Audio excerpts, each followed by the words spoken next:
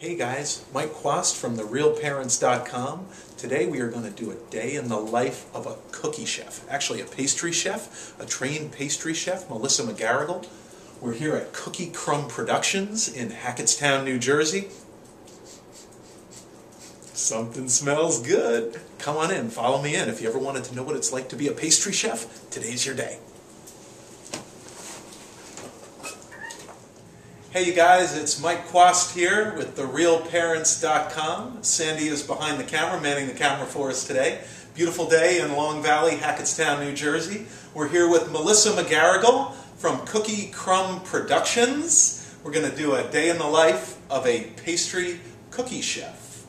How are you doing today, Melissa? Doing great, Mike. Beautiful Thanks day, for right? coming out. It is. It's a gorgeous day. Oh, it's our pleasure. And when we got inkling that we were going to be interviewing a pastry chef and a cookie chef, it was exciting to me because I love to eat and I love cookies and that type of thing. Well, we'll have to taste a few in a little while. I'm excited for that. I'm excited for that. I had a grin ear to ear when I knew we were coming out here. So, beautiful shop that you have here. Thank you. What was it that really, got your interest in this type of business? What prompted you to go down this road? Well, about 4 years ago, I was in a different career. I was in software development, and it's what I did, but it wasn't what I loved. Okay. And I decided that, after all the work I've done, I deserve to spend time doing what I love to do. Yeah. So I spent a lot of time thinking about it, but I decided to change careers, and I went to culinary school, studied pastry, because nobody's ever unhappy eating pastry. You're right and about I that. wanted something happy, and spent a couple of years working in bakeries and working towards what I wanted to do, and cookies became a passion. I just love what you can do with cookies. It's one thing to be able to give somebody your card on a cookie, but after they eat the cookie, they still need to have the contact information, so you need to find a way to do that. So we just package the business card behind the cookie so that everything's all in one package. And it's been very effective.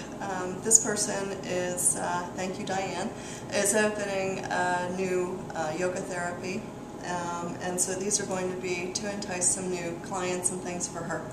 Great. And we have a lot of people, as I said, who do sales who will take these for leave behinds on their sales calls. Okay, so here are the packaged business card cookies with the business card slipped in the back. We have some, we're moving over here into baby shower, it looks like. These are baby showers. These are favors that we've done for a baby girl, and we also do baby boy, of course. And these are Oreos, you said, right? Right, that's a chocolate dipped double stuffed Oreo. Excellent. And that we decorate. We do those for brides as well as grooms. And we also Hard to do see the those cellophane seasonally. here, but these are adorable. Little pearl necklaces on the bride and the groom. We call those the Elegance Bride and Grooms. Shortbread, these are favors, shortbread favors? Yeah, those are the shortbread hearts, and we also have a wedding cake cookie. And we will decorate the cookie to match a bride's cake if it's something that would make sense to you. So when we were speaking before, you were telling me about a lot of the different types of cookies. One that was interesting to me was the business card cookie, and I know that you do a lot of things with brides and weddings. Maybe you can just touch base a little bit on what your market is and who actually would use your cookies and love to eat them. Sure, we have a couple different product lines. The first one, as you mentioned, would be the favors for brides, for any event, really a corporate event. The business card cookies are very popular with salespeople who use them as a leave behind on their sales calls. We have a line of seasonal cookies that change with the month, with the season. Of course, right now we're in Shamrocks for St. Patrick's Day. St. Patrick's Day stuff. This will go to Easter eggs in a couple of weeks, so we'll keep up with that. And then we'll move into flowers. And so that keeps it fresh for people who want to just pick up some cookies for, a gift or something like that. We specialize in baked-to-order gourmet gifts. We have a line of signature cookies that are a little bit different than your standard cookie because they're not round. They're a square cookie. They're an individual cookie cake. They're not a bar. They're baked in a mold, so they're crispy on the outside, they're soft and chewy on the inside, and we have those in 7 flavors. And we ship anywhere in the country. So we have a wide range of clients and purposes. So how do you package them when you ship them? Like, let's say Joe Smith out in California wants to order these cookies. He's hoping that they get there fresh, which I'm assuming they do. You Oh, probably have a absolutely. technique well, how are they shipped? Well, our cookies are preservative-free, first of all, so okay. freshness is very important. So each cookie is individually wrapped, and it's a cellophane bag and sealed to help maintain the freshness. Oh, okay. And then they're packaged in a gift box. We have a gorgeous two-piece white gloss gift box with a bow. And then they're easily packed in there. Then that box gets packed in another box to help with that. And they ship within 24 hours of baking, so that they arrive in their destination fresh. And when I was starting the company, when I was starting to build everything, these were all the things that it's like, oh, I wonder how you do that. Yeah, so I've learned so much more about UPS, FedEx, the post office, who ships where, when, and all of those things. It never occurred to me. Well, those are the things that when you're starting a business, you have your passion, right? Your passion is the cookies, it's the bakery, and you mentioned you got to a point in your life where you said, let me follow my passion, which first of all, I commend you at, because a lot of people will just drone through their lives for the rest of their lives and not make a change. But maybe you can just speak to a couple of things that somebody who is thinking about becoming a pastry chef and opening their own bakery, let's say, what are some of the challenges maybe that you had and things that you don't really enjoy doing? Like a day-to-day stuff. Oh, I don't enjoy mopping the floor. I have to do that anyway. But yeah, cleanliness is important in a bakery. It is. Oh, it's absolutely important. But when you go to school, and as I did, I went to culinary school, we studied pastry, and they taught us everything about building the pastry itself. But what they didn't really touch on is that's not the whole product.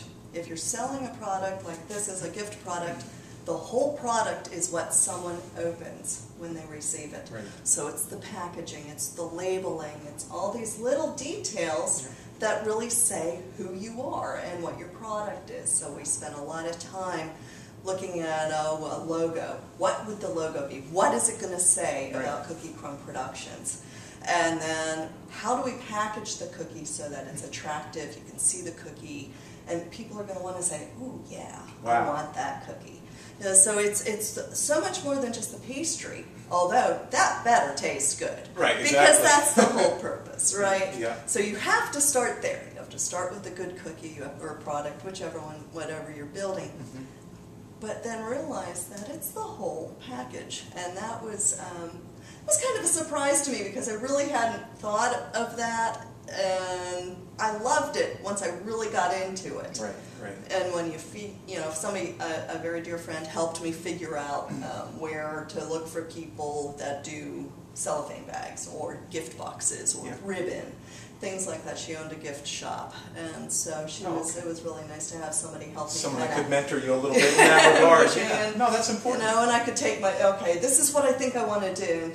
And, gold foil labels are going to be it. And it was really nice, having somebody to talk to about to create your brand, really. Oh, absolutely. Because when people are shopping on cookiecrumbproductions.com, they want to make sure that what they're seeing on the website is what they're going to open up a week later when they open up their cookies. Oh, absolutely. And, the taste of it's just the icing on the cake, for lack of a better, corny saying, but it's true. Yeah. It is true. It's the whole package. And you find that we speak to a lot of business owners, and it really is. I mean, whether you're an attorney, whether you're a doctor, whether you're a mechanic or a pastry chef, it's great to have the trade and it's great to have the direction, but it's like, okay, how do I get customers? How do I get business? Absolutely. And that's a whole other aspect of owning your own business to be conscious of. So I really appreciate your insight, and I think we've gotten some great insight on exactly what